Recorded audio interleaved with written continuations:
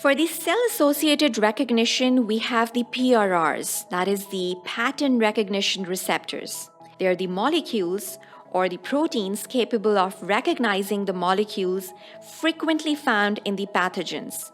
The so-called pathogen-associated molecular patterns, abbreviated as the PAMPs, or molecules released by the damaged cells, abbreviated as the DAMPs, and they are basically the damage-associated molecular patterns.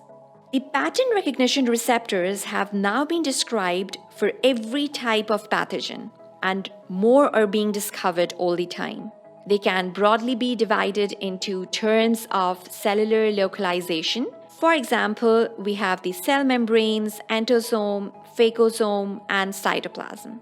Although they are represented by a bewildering variety of types of molecules, their common functional features is to regulate the innate immune response to infections. Over here, note that not all PRRs are found on all types of cells, the majority being restricted to macrophages and dendritic cells only.